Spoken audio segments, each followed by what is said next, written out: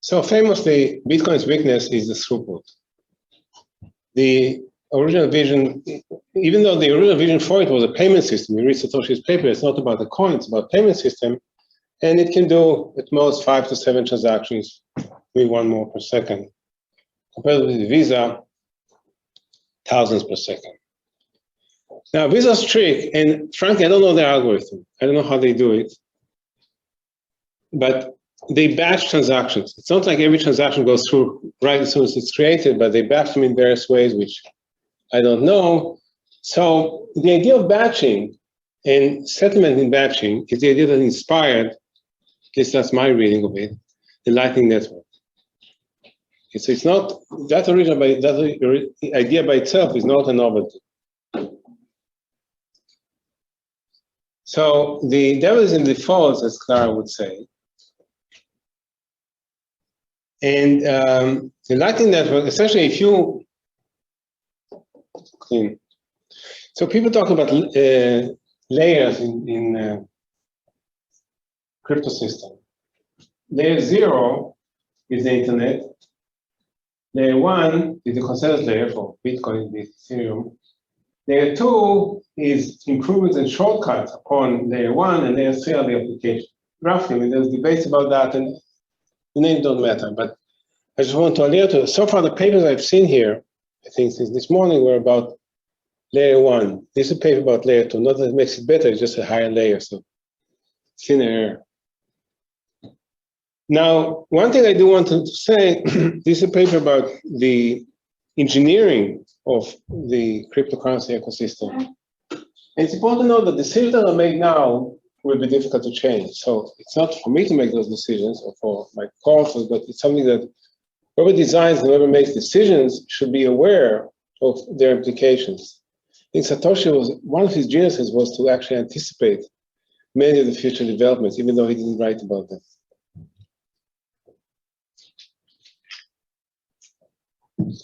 So what does Lightning Network do to you? First of all, let's give credit to Poon and Dryja, who published a blog post in 2016 in which they envisioned the Lightning Network.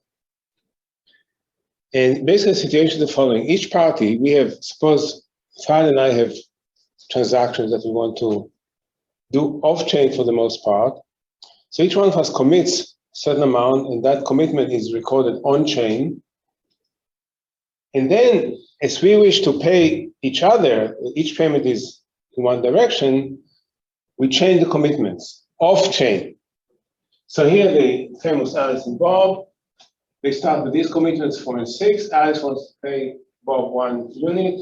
She reduces her balance in the joint account and increases his balance. That's roughly the idea of a channel, which is the basic building block of a blockchain, of a Lightning Network. And there can be as many updates as you want. The updates are done by an exchange of signed messages. I'll say a word about this soon. Now, the beauty of it is that at each point, with the balance outstanding, each party can say, I'm done, take it on blockchain and end their relationship when annul the balances. If both cooperate, then this is done faster. Okay. Now, where does it come from? So one, escrow. Think about the escrow account. In the non-crypto world, if Fahad and I want to have an escrow agreement, somebody supervises the money, there has to be a third party whom we both trust to be holder of the account. With cryptographic tricks, you can have an escrow account without a third party. So that's step number 1 conception.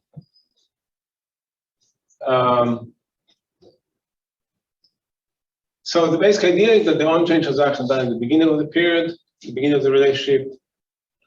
We have a relationship whereby we change the commitments into the escrow account, and then we close it by withdrawing the funds and allocating them according to the most recent allocation. Now, so this is a cryptographically secured account. There's no need for a trusted third party, but it's more than that. It's a dynamic escrow account, cryptographic escrow account, because it's not just that initial sums are obligations of us, but they keep changing when we update the balances. So that's a higher level of sophistication.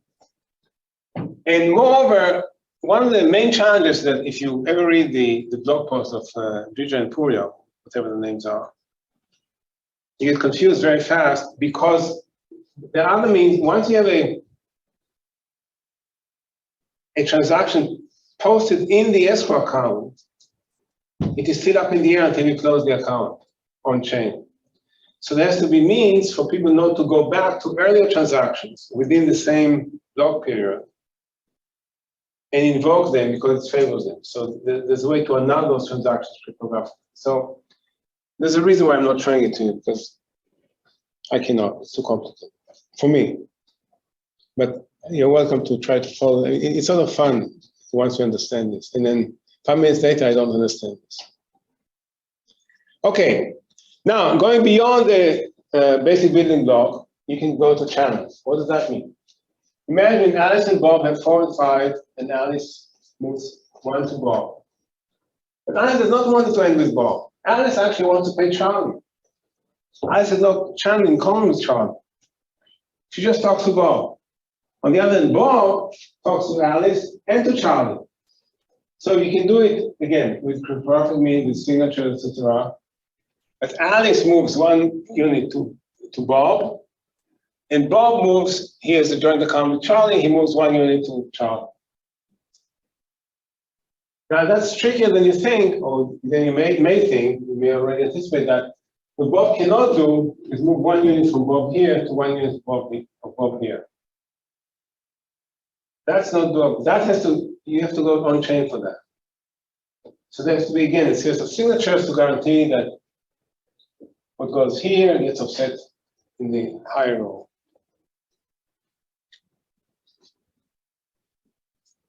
And once you get the idea of 2 pairs, you can have multiple pairs, and you can have a whole series of chains and a whole graph that actually emerges on top of Bitcoin.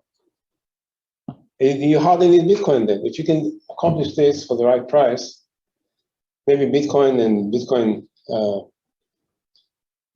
density are not important. So many questions that we deal with in this paper, which is the first in a series, if I have time at the end, I'll mention subsequent work. But the first thing is to talk cost-benefit analysis of channel opening, understanding channel economics. And the third item, we may get to, we may not. So what are the costs here? So now come the economics. So far it was engineering, very light touch, because I don't understand that. What are the economics? So there are 2 types of costs, 2 costs. One is you lock up funds. When we establish a channel between Fahad and myself, each one of us, or at least one of us, the one who tends to pay, has to lock up funds. That's one cost. The second cost is going on chain, which you have to do once in a while. And the total cost is the sum of the 2, but the idea, what we have in mind is an open-ended horizon, where we have a relationship, we make those payments occasionally. On rarer, less frequent occasions, we also go on chain, and we start over again because the relationship goes on, and the idea is that the relationship goes on into the open-ended future. You can model this differently, that's fine. We chose to do it this way. So if you lock up more funds, you transact on chain less often, so this is good, this is bad. And what this paper does, it chooses the level of the locked funds to minimize the sum of the costs. That's the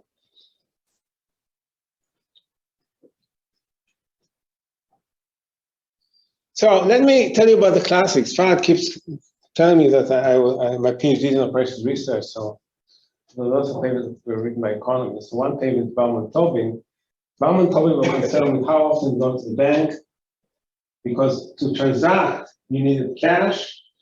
That's not money in the bank. Bauman-Tobin 1950, okay. No ATMs.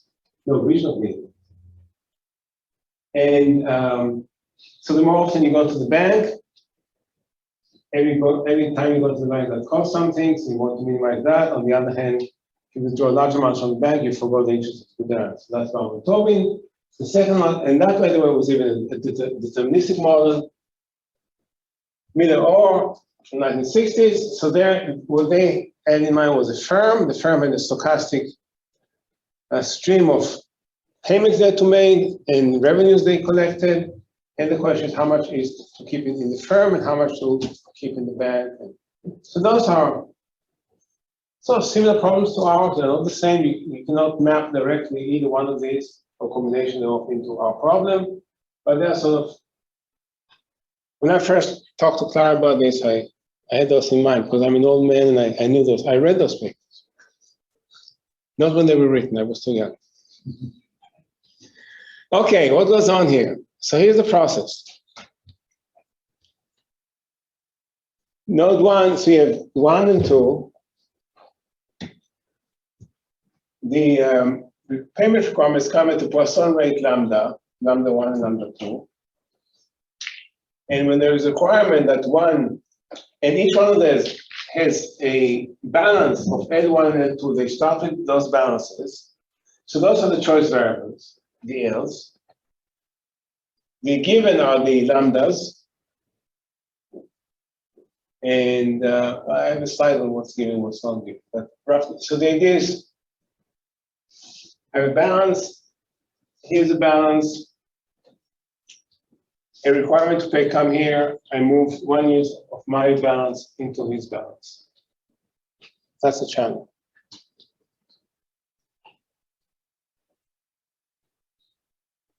When one side exhausts all these balances, we go on chain, record that, transfer the money, and start over again. So the channel costs are closing and reopening a channel.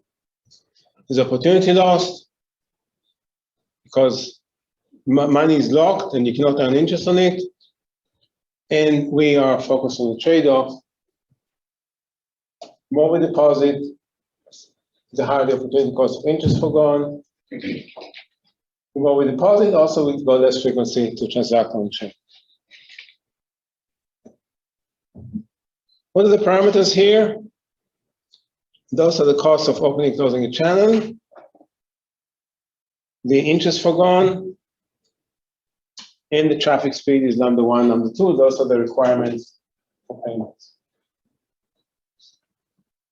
So it's very few parameters, hopefully simple.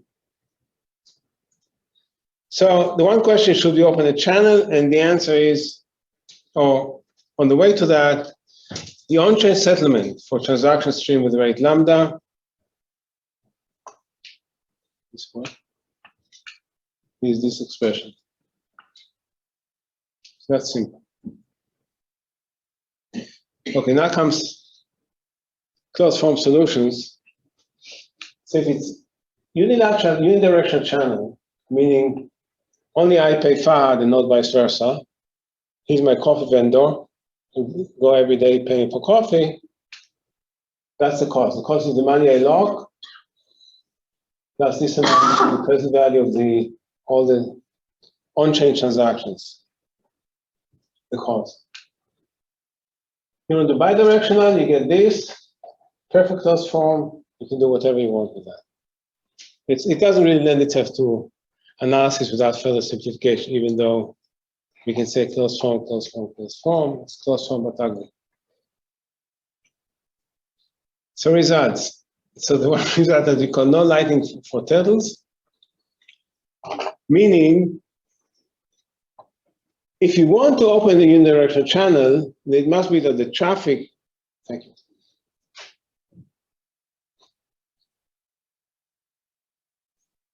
Okay. The traffic rate exceeds R over 2B.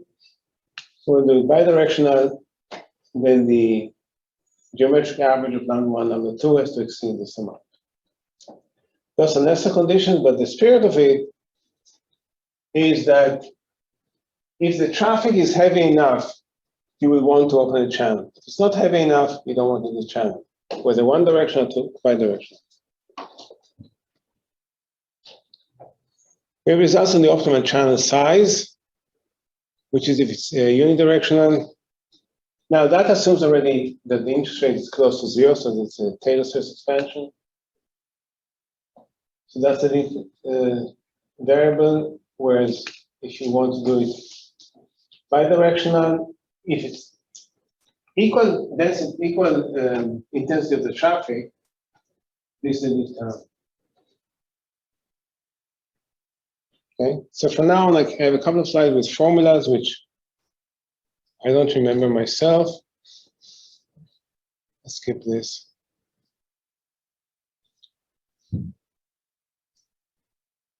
Yeah, you can read this afterwards. So for a single channel, we model channel costs, we analyze the trade-offs, the fund locking versus on-chain posting costs. And we highlight, I didn't do much of that, the advantage of opposite direction of traffic on a single channel. So if you have a single channel and there's traffic going both directions, it sort of offsets and delays our need to go on-chain. So now with the 3 minutes I have left, right? 3, 4. Okay, let me preview results that we have, and they're not in the current paper. We are writing another paper, maybe another, we'll see. So suppose you're given traffic in this direction. It turns out it's cheaper. You never want to pay a fee in terms of the cost. It's cheaper to direct the traffic from this node to this node, and here you have a bidirectional channel. Because here you take advantage of the opposite traffic and its cost reduction, associated cost reduction. So that's one result. Another result is we look at what we call mutation, which is if this is the original graph, we want to simplify to this one. We talk about conditions when this was the original and we want to move it to this one. By the way, next year this conference is going to happen at Columbia. You're all welcome, and I'm submitting this second paper. I hope it will be written by then. Okay, you don't want to make short cycles.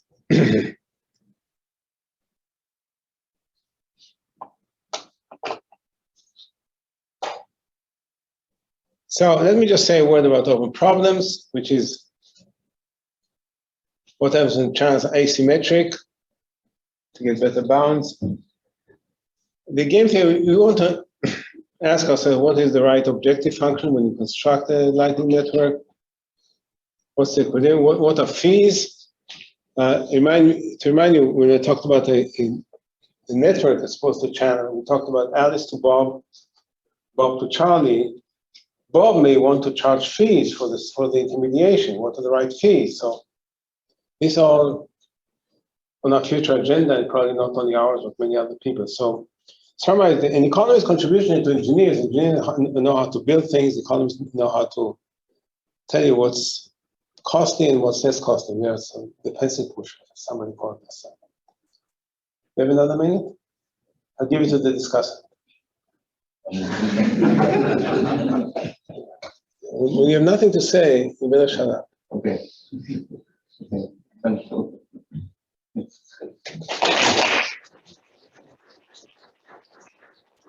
Well, discuss me is Professor Jiasun Li.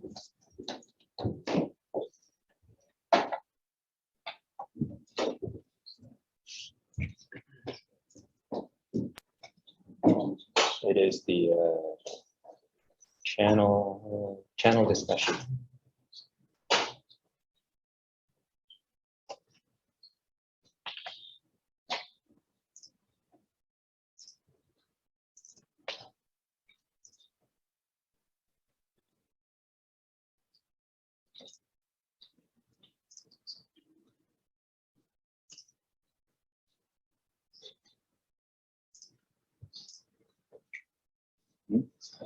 No.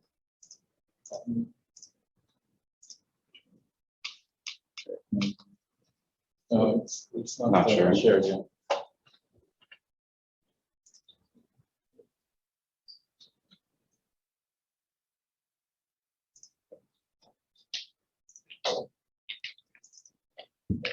Let's just try that one more time.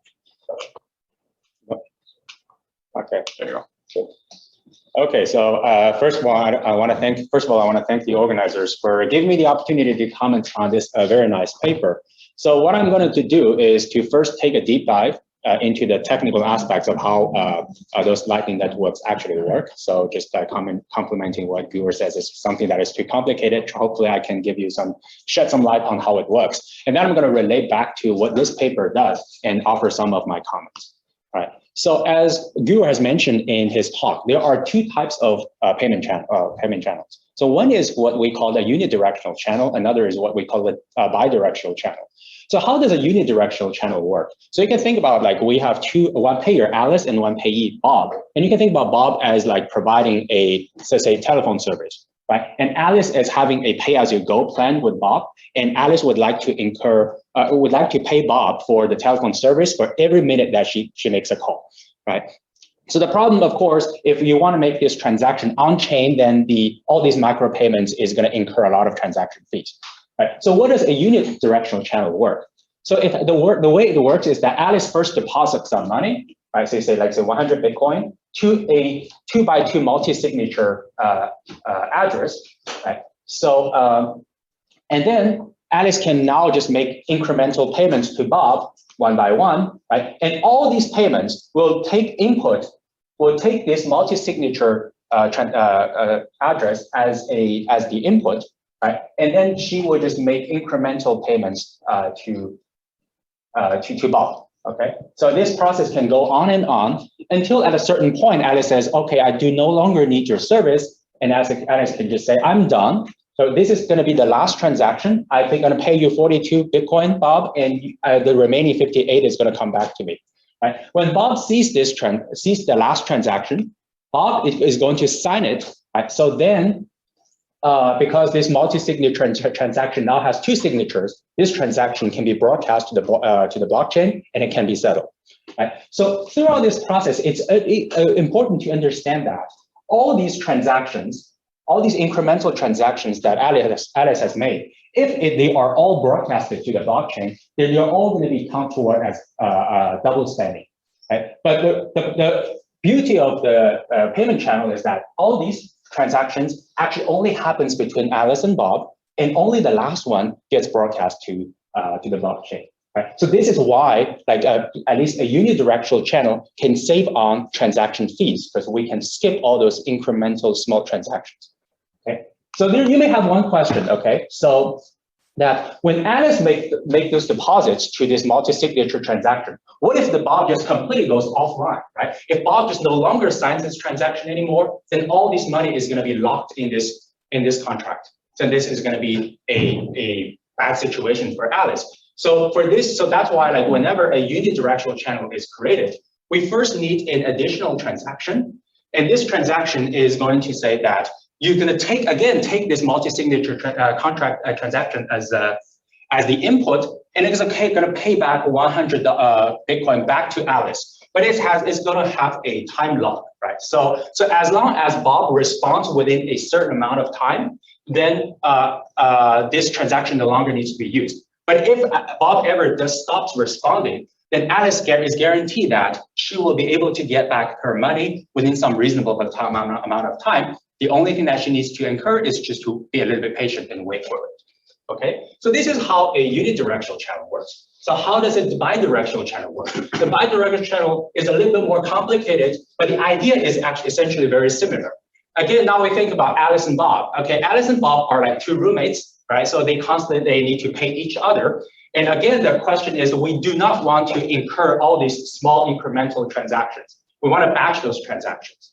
So how does that work? Well, again, very similar to unidirectional channels, Alice and Bob, they each now going to contribute to this channel. So they contribute to an 2x2 multi-signature transaction. And one transaction is paid by Alice, signed by Alice, another is paid by Bob, signed by Bob.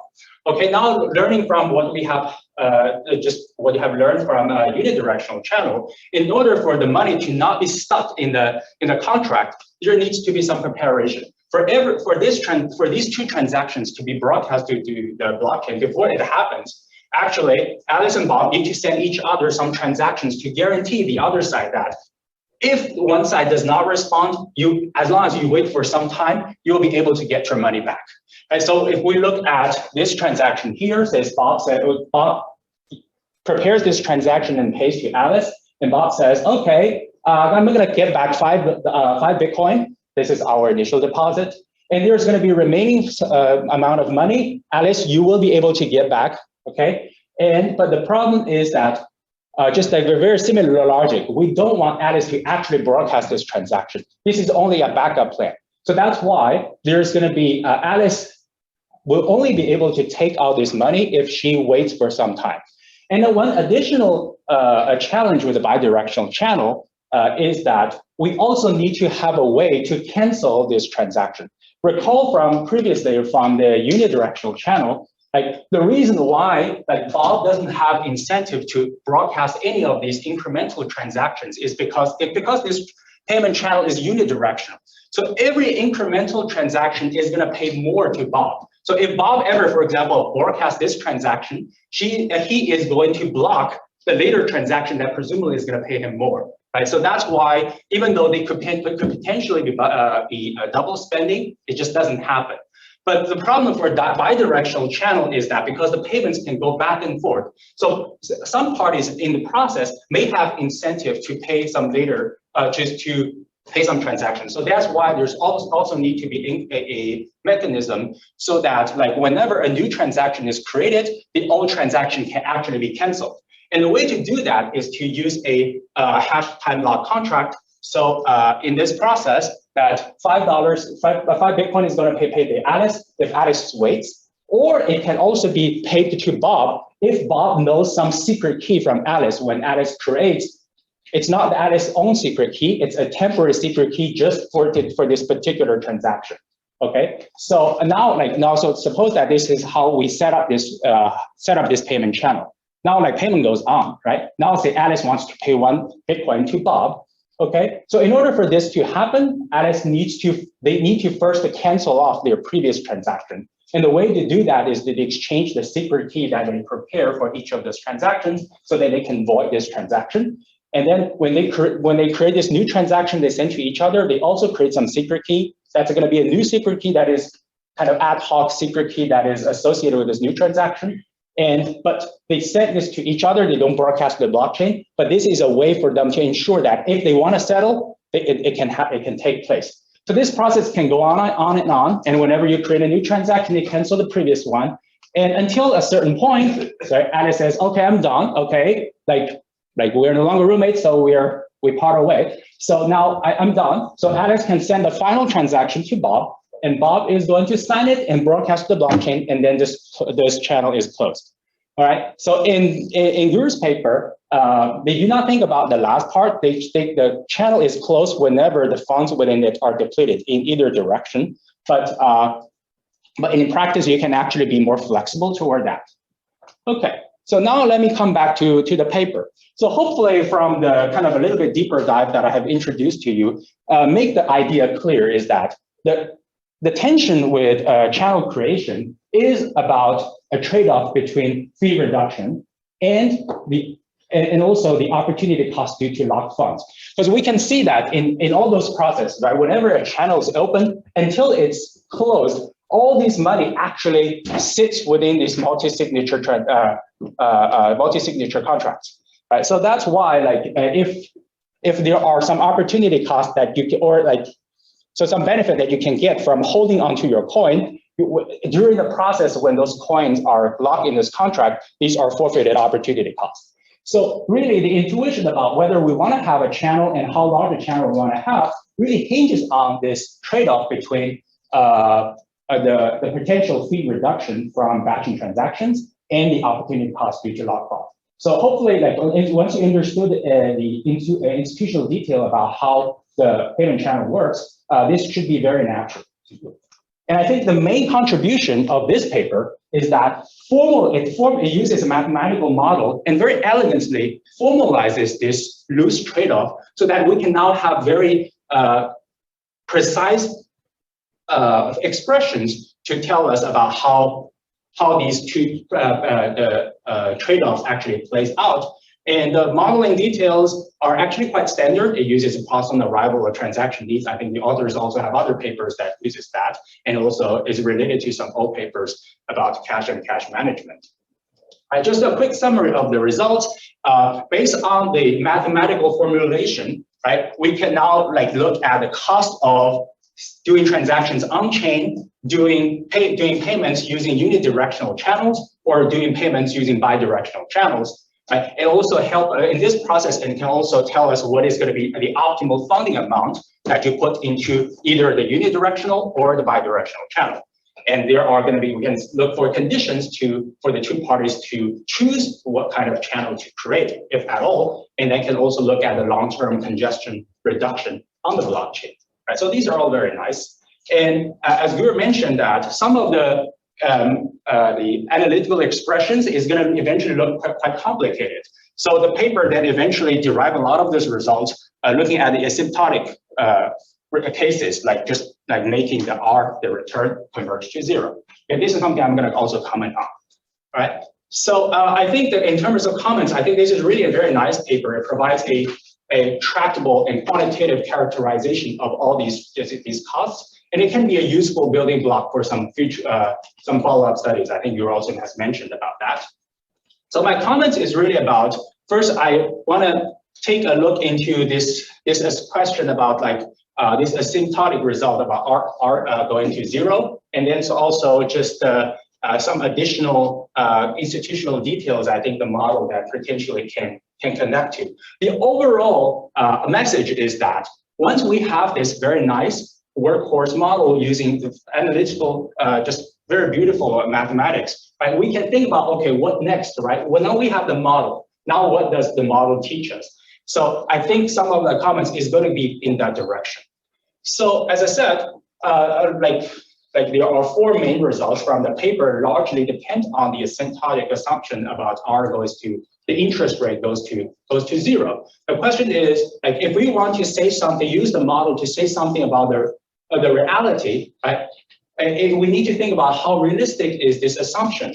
So here is an article I get from Barron's, right? So it's actually dated the end of last year. So we can look at if you, for example, if you deposit your Bitcoin to some of these service providers, some of the interest you can get, for example, on Celsius network at that time, you can get 6.25% interest rate for Bitcoin. So this is actually quite a deviation from R goes to zero, right? So of course you can say that now it's a very different market. So we can actually just look at the time when I prepared the slides. So now on Abra you get 1.75%, and on this is a Gemini, you get 1.01%. There are some cases the interest rate a bit lower, especially if you go to some of the DeFi projects, right? So DeFi projects, the return a bit lower. So of course, I definitely think that it's not within the range of this paper, right, to look at those discount rates. But I think what would be useful, given that you already have the mathematical expression for the case with R, large R and small r, I think would be interesting, right, to provide some numerical characterizations for different levels R, so that I can also just say more about what is actually happening in the reality. And also that can also relate to some other studies in the literature. Some of the authors are also just sitting in this room, right? That also look at the interest rate levels. And also, if you want to, this is a very nice framework that you can do a lot of things based upon that. So one thing you can do is, for example, if you want to have more realistic estimates about the interest rate, also the rising rates. So you may maybe want to calibrate your the total capacity of Lightning Network to your modeling framework, and that can also help us understand how far we can stretch the model to tell us about reality. And of course, that needs a little additional assumptions, but the data is available there because we can see the lacking network capacity. So just last quick comment. So for example, just very tiny institutional details. So in the paper, for example, you assume that when you open a channel, you have to incur one transaction fees, but think about that. The example I gave you earlier is that if you think about actually open a bidirectional channel, there's actually 2 funding transactions, and also multi-signature transactions potentially could be more expensive than single ones, even though it may be less salient after the Taproot upgrade to Bitcoin. So there's some additional expositional comments that I have just for the authors. So overall, I think what I really like about this paper is that it looked at this complicated institutional detail and model it in a very elegant mathematical model. And then these are the building blocks that can help us answer a lot of various different questions. So my only comments to the author is that use your very nice theoretical model and apply to the real setting so that it can shed more light on what we have already observed in practice. Thank you.